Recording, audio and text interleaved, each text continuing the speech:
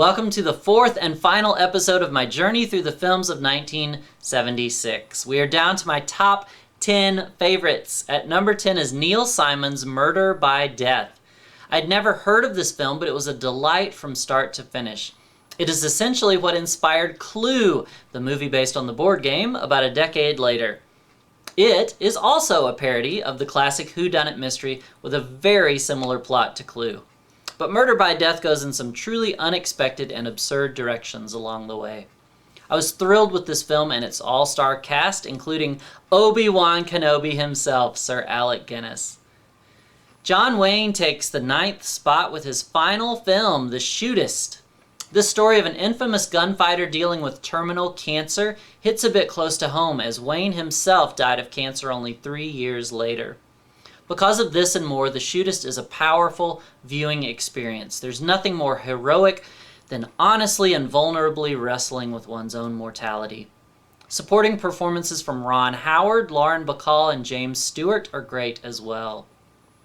Number 8 is Marathon Man, featuring Dustin Hoffman and Laurence Olivier. This was an intense thriller written by William Goldman, who wrote, among other things, my favorite film of all time, The Princess Bride. I love the way the stories in Marathon Man all seem disconnected at first, then come together perfectly. We have our next Best Picture nominee at number 7, All the President's Men.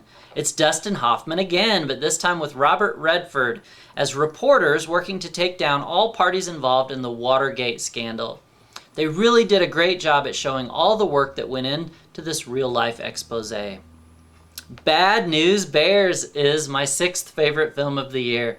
I loved this whole franchise as a kid. Watching the original again as an adult was an eye-opening experience, however. This is definitely not a movie for kids. But its take on the world of Little League and competitive sports in general is powerful. Mostly funny, but also powerful. The Academy and I disagree on the Best Picture of 1976 because I've got their winner in my 5th spot, and that is Rocky. Speaking of franchises, this was the first of 6 films and 2 spin-offs. And believe it or not, I had never seen the original until now. I loved it, though, in a way that I've never felt about the sequels. The way the relationship with Adrian is played out is the highlight for me. But certainly the story and the character of Rocky are developed extremely well. The city and his neighborhood in particular are portrayed perfectly. Number 4 is a bit of an underdog, the Bingo Long Traveling All-Stars and Motor Kings. This was a family favorite when I was growing up, primarily because it was filmed in my hometown of Macon, Georgia. But this may have been my first time rewatching it as an adult. It's a somewhat fictionalized depiction of the players and circumstances of that time in our history when professional baseball was racially segregated. However, it is also a comedy, so it takes most of the serious or troubling aspects of this as just a part of the environment. Billy D. Williams, James Earl Jones, Richard Pryor, and the whole cast do an amazing job here, and the film is wildly entertaining. At number 3 is Best Picture nominee Network.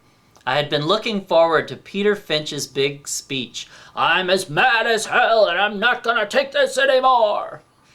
And it did not disappoint. This was an amazing film about the inner workings of a television station and the power, for better or mostly worse, that their leaders wield. My second favorite film of 1976 is Taxi Driver. I don't think I had watched this film in over 20 years, but it's definitely as good as I remember. The team of Scorsese and De Niro is brilliant, the journey of Travis Bickle is disturbing but relatable, and all the supporting players, particularly Harvey Keitel and Jodie Foster, are the icing on the cake. The ambiguity of the final few minutes, though, are maddening, but I wouldn't change a thing about it for sure.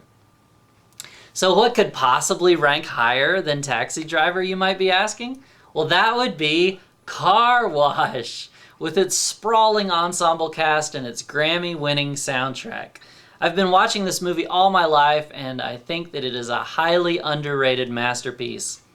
This episodic take on a day in the life of the close-knit, multiracial employees of a Los Angeles car wash manages to address a wide variety of issues, both silly and serious. I mentioned in my 1975 top 10 that director Michael Schultz's Cooley High influenced filmmakers like Spike Lee and John Singleton. Here, Schultz does it again with Car Wash, but this time I feel his influence when I watch films like Kevin Smith's Clerks or Richard Linklater's Slacker.